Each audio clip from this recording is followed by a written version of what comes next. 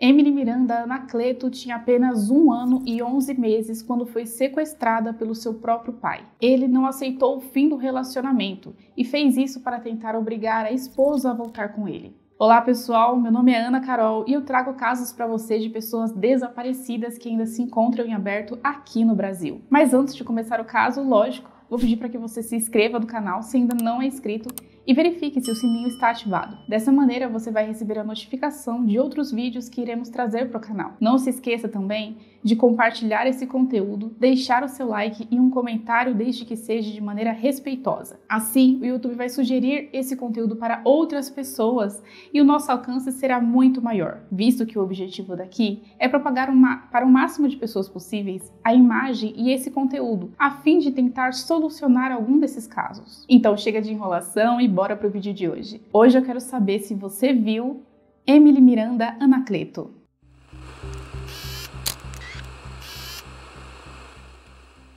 Emily Miranda Anacleto nasceu no dia 13 de junho de 2012. Ela era filha de Josilda Miranda e de Alexandre Anacleto. Os dois, infelizmente, não tiveram um relacionamento muito bom, podemos dizer, já que desde o início sempre foi muito conturbado. E Josenilda alegava que desde o princípio ela sofria vários tipos de abuso do marido, desde sendo abusos físicos ou emocionais. Depois que a Emily nasceu, a situação acabou piorando mais ainda. Então a mãe pediu o divórcio pela primeira vez. Nessa separação, que foi dentre alguns dias, Alexandre implorou para Josenilda para que eles voltassem a ter um relacionamento, pois ele alegava que não conseguia viver longe da esposa e muito menos longe da filha. Ele prometeu que melhoraria o seu comportamento, que seria mais atencioso, que não mais agrediria a Josenilda. Porém, mesmo depois de voltar o relacionamento, já que ela deu uma segunda chance para ele, as agressões e os abusos continuaram da mesma maneira. Sendo assim, o casal se divorciou pela segunda vez. Nessa segunda separação, o divórcio ele foi finalizado, como deveria ter sido feito, e pelas leis brasileiras, o pai tem direito à visita à filha. Então, o Alexandre passava de vez em quando para pegar a filha, para poder levar ela a um parquinho, e dessa maneira ele continuava ali tentando persuadir a Josenilda a voltar com ele. Ele fez novas promessas de que melhoraria, que não faria mais nenhum tipo de abuso contra ela, que seria um bom pai e um bom marido. Mas ele percebeu que a Josenilda já não tinha mais a intenção real de voltar com ele. Na verdade, ela já tinha se decidido que manteria o divórcio. Então, o Alexandre passou a trocar o método de persuasão e, em vez de promessas de melhoras, Alexandre passou a ameaçar Josenilda. Ele falava que pegaria a filha deles, a Emily, e que sumiria com ela e Josenilda nunca mais veria a filha. Alexandre, quando percebeu que nem mesmo as ameaças estavam fazendo com que Josenilda voltasse para ele, ele passou a ficar cada vez mais obcecado por ela. Então, em uma das visitas que ele fez em fevereiro de 2014, para pegar a filha e levar a um parque como ele tinha direito, ele não devolveu a criança. Quando Josenilda percebeu que estava dando o horário da filha voltar para casa e Alexandre não apareceu, ela ficou muito preocupada. Por mais que ela tenha acionado as autoridades, a princípio, como ele era pai, ele tinha o direito, então nada foi feito. Alexandre ficou com a criança por 16 dias, em um lugar que ninguém sabia onde era. Orientada pela polícia, a Josenilda fez um acordo, como se ela estivesse aceitando a voltar com Alexandre, e o convenceu a entregar a criança, e assim eles seriam uma família feliz. Durante esses 16 dias, o Alexandre ligou para a Josenilda todos os dias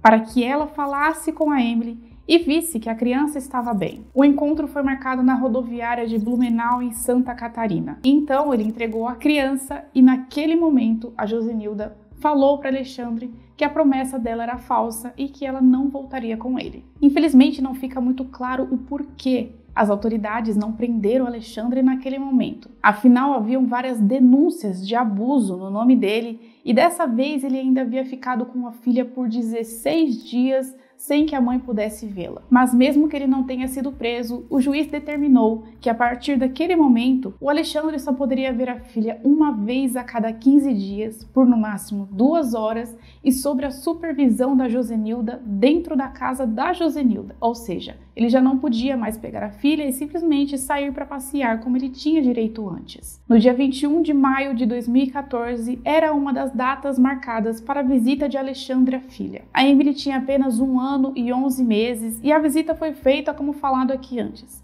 dentro da casa da Josenilda e acompanhado por ela. Nesse dia, Alexandre parecia estar um pouco agitado, mais do que o normal, pois, segundo ela, ele parecia estar olhando para a janela, para a porta, para o muro, para partes de saída, como se estivesse planejando algo. Mas naquele momento, ela não achou que seria algo imediato.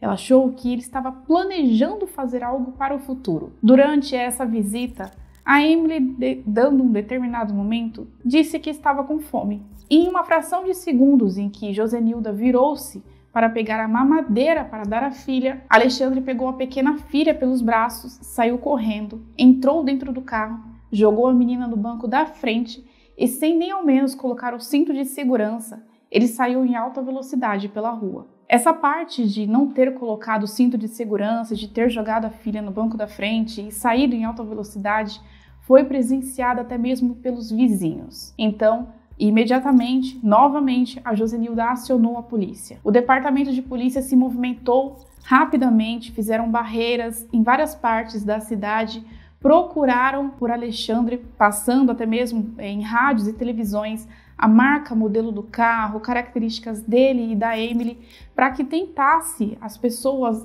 pará-lo em algum lugar para que a criança fosse devolvida à mãe. Mas mesmo assim, parecia que ele havia desaparecido. Infelizmente, no dia do desaparecimento da pequena Emily, os policiais de Blumenau, em Santa Catarina, estavam em greve e por isso haviam poucos agentes que pudessem cobrir todas as saídas da cidade, o que teria facilitado com que Alexandre conseguisse desaparecer. Mesmo assim, amigos, familiares, vizinhos, corpo de bombeiros e os policiais que estavam disponíveis checaram matas e locais que haviam a possibilidade do Alexandre ter ido. Eles ligaram até mesmo para todos os familiares de Alexandre, no intuito de descobrir se ele estava na casa de alguém ou se ele havia conversado com algum deles. Mas todos ficaram surpresos quando receberam a notícia de que ele havia fugido com a pequena criança. Alexandre havia planejado tudo isso sozinho. Ele não havia comentado com ninguém o que ele pretendia fazer. E sendo assim, não foi possível encontrar nenhuma testemunha ou pista de onde ele poderia ter ido. Cerca de 3 dias depois, um carro que havia sido incendiado foi encontrado em Barra Velha, no litoral de Itajuba, a 60 quilômetros de Jaraguá do Sul, aonde a família morava. Esse carro estava completamente carbonizado e só foi encontrado exatamente porque estava pegando fogo. Embora o carro tenha ficado completamente destruído pelas chamas, alguns dados foram capazes de serem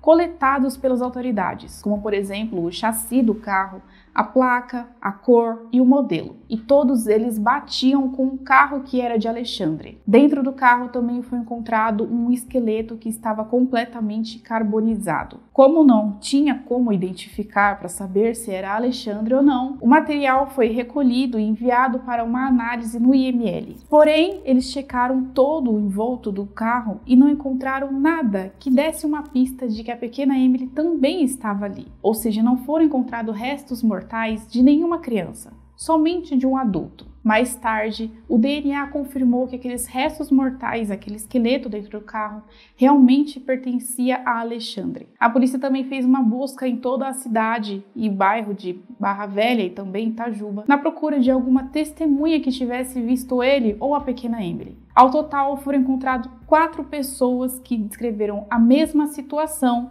mesmo que elas nunca tivessem se encontrado. Ou seja, as 4 testemunhas, na verdade, elas não tinham nenhuma ligação entre si para dizer que tinham combinado a história. Elas teriam testemunhado para os policiais que tinham visto o Alexandre em um bar ou andando sozinho pela cidade. Nenhuma delas tinha visto ele acompanhado de alguma criança em nenhum momento. Ou seja, isso significava que Alexandre havia deixado a Emily em algum lugar, já que ele não estava andando pela cidade acompanhado dela. Os investigadores também descobriram que Alexandre havia ligado para a mãe dele e ela havia implorado que ele devolvesse a menina para que tudo isso se resolvesse o mais rápido possível. Mas Alexandre afirmou que amava muito a filha, mas que Josenilda nunca mais veria a menina. Ele também teria ligado para um outro parente que não foi identificado e contado que havia deixado a Emily em um lugar seguro e que ela estava bem, mas não disse com quem, onde ou o que ele havia feito.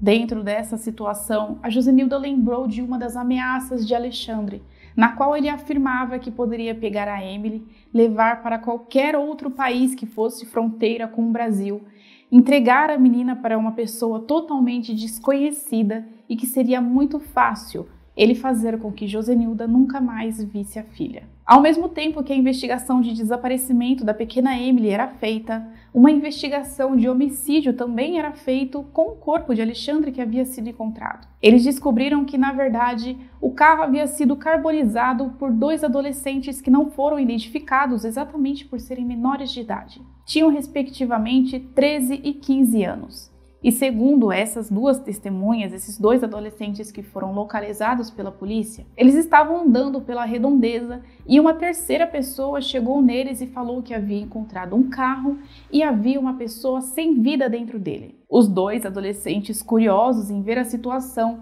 foram até onde o homem havia indicado e chegando lá eles ficaram assustados e ao mesmo tempo curiosos em ver uma pessoa sem vida dentro de um carro. Sendo assim, eles pensaram que talvez havia alguma coisa dentro do veículo que eles pudessem pegar para vender, no caso fazer um pequeno furto, sem que ninguém percebesse. Eles vasculharam tudo, mexeram em todas as partes, inclusive teriam dito à polícia que o corpo já estava gelado, indicando que já havia muito tempo que ele havia falecido. Mas eles não encontraram nada de valor que pudesse ser vendido, mas se depararam com uma situação um pouco complicada. No final da revista do veículo, eles perceberam que havia deixado os vestígios de DNA e suas digitais por toda a parte, possibilitando então que eles fossem acusados da morte daquele homem que estava ali. Dentro do veículo, eles acharam uma garrafa de bebida alcoólica, então eles esparramaram toda essa bebida alcoólica no veículo e atearam fogo,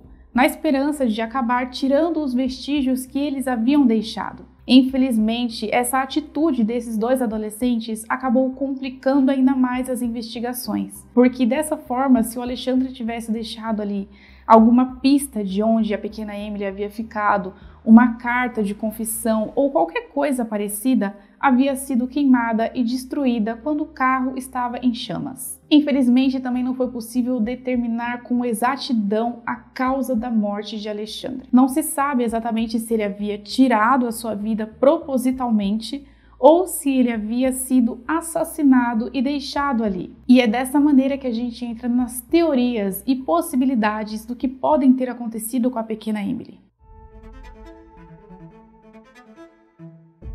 Segundo um dos bombeiros que tirou o corpo de Alexandre de dentro do carro, havia ossos da parte do braço quebrado e também indicações de que ele havia levado tiro na região do peito, o que não seria uma coisa lógica para uma pessoa que tira a própria vida quebrar o braço para depois atirar no peito. Então, nessa possibilidade, nessa linha de tempo, acreditava-se que Alexandre havia sido enganado por alguém e ao entregar a Emily, ele foi assassinado e depois teve o seu corpo deixado dentro do carro. Mas, como já dito aqui, também havia a possibilidade dele ter tirado a sua própria vida simplesmente para que ele não fosse capturado pela polícia e obrigado a confessar aonde estava a pequena Emily. A morte de Alexandre é dada como indeterminada. E, lógico, depois que ele morreu, também foi com ele a probabilidade da polícia encontrar a pequena Emily, pois só ele sabia exatamente o que ele havia feito. A Josenilda e a família dele também foram investigados para saber se eles tinham algum envolvimento